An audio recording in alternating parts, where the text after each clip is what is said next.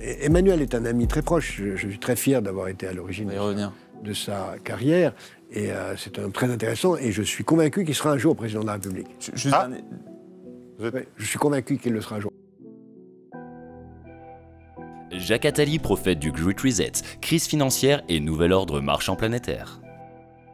Un ouragan financier est annoncé pour l'été. Une immense crise financière menace il y a quelques semaines et c'est en ces termes que Jacques Attali a averti le monde et la France qu'une prochaine grande crise allait être officialisée dans les mois qui viennent.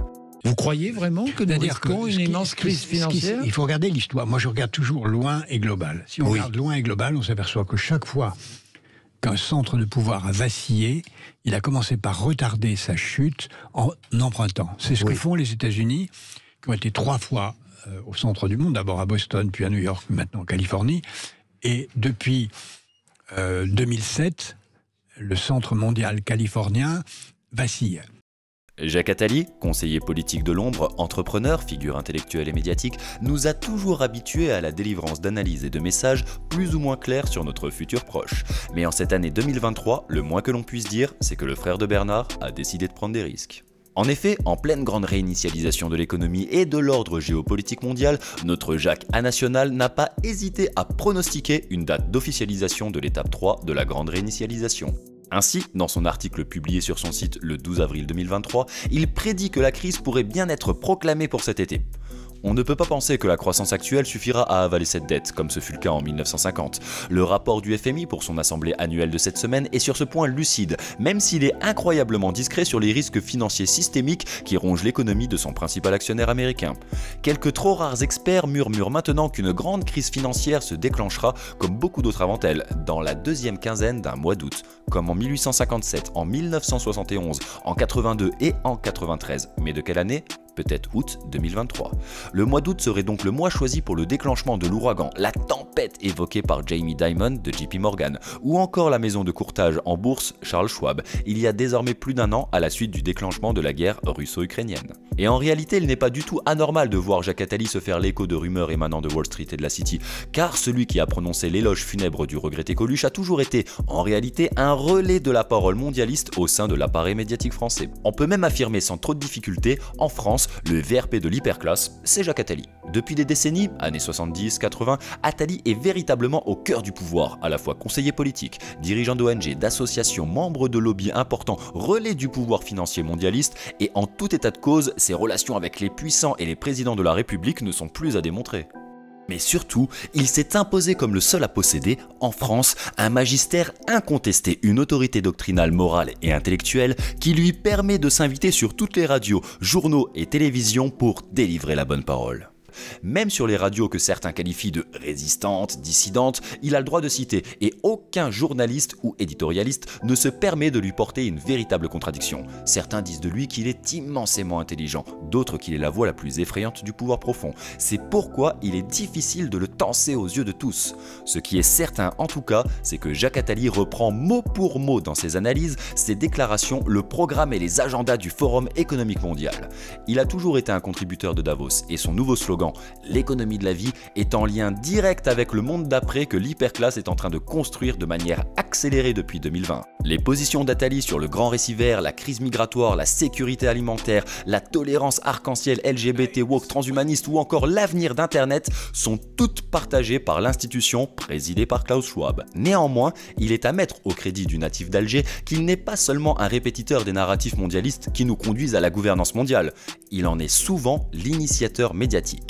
Car bien avant la montée en puissance de Davos au début des années 2000, il a délivré le message et les analyses anticipées sur une multitude de sujets et problématiques qui sont désormais traités par le World Economic Forum. Quand on connaît un peu Jacques, à travers son œuvre, on comprend vite qu'il a un projet depuis longtemps qui est celui de réparer le monde. En hébreu, on dit Tikkun Olam, le monde est imparfait, notre rôle sur Terre est donc de le réparer. Il fait même de la réparation du monde la mission principale de sa vie, comme il l'a confié au journal Le Monde, le bien nommé, en 2015. Cet hybride, mi Kissinger, mi Raymond Aron, a annoncé plusieurs fois la nature future du monde d'après, en plus d'appeler très fréquemment à l'instauration d'un gouvernement mondial.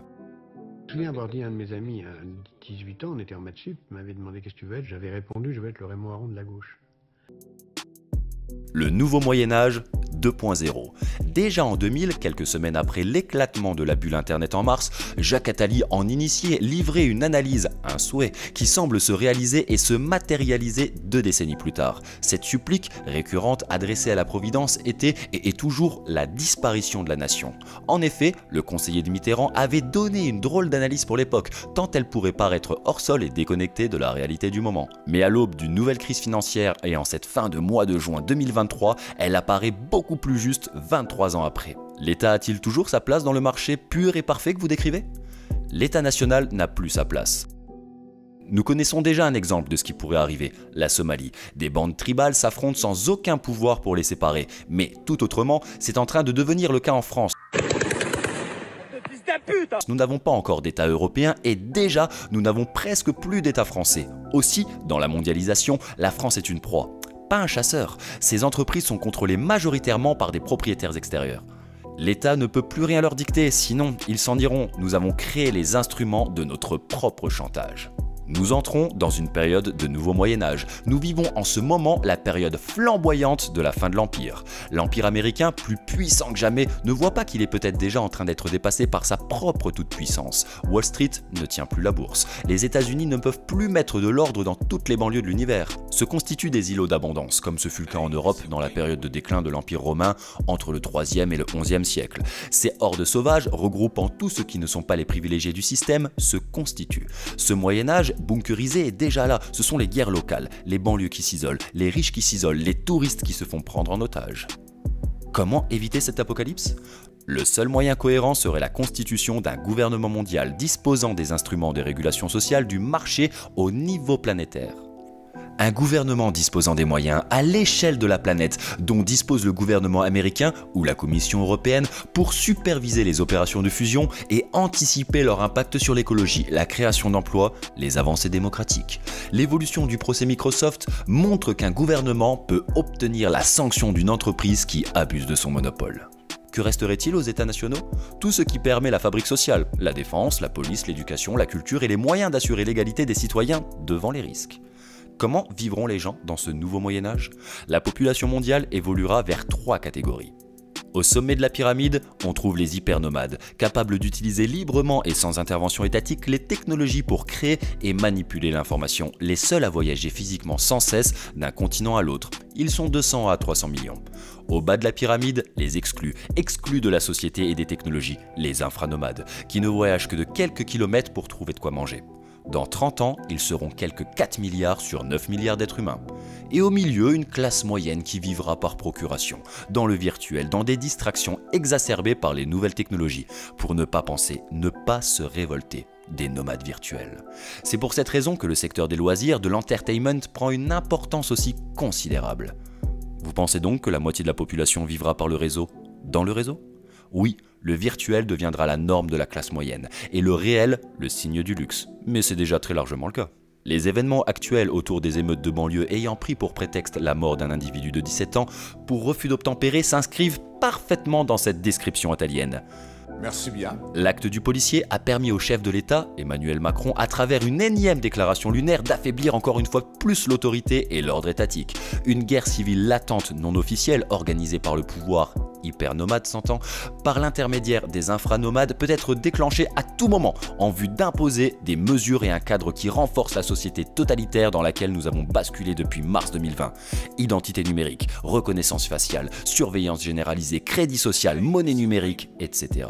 Il est clair qu'en cette année 2023, nous sommes en effet définitivement entrés dans ce Moyen-Âge 2.0. Mais alors notre Jacques Attali serait-il un prophète incompris ?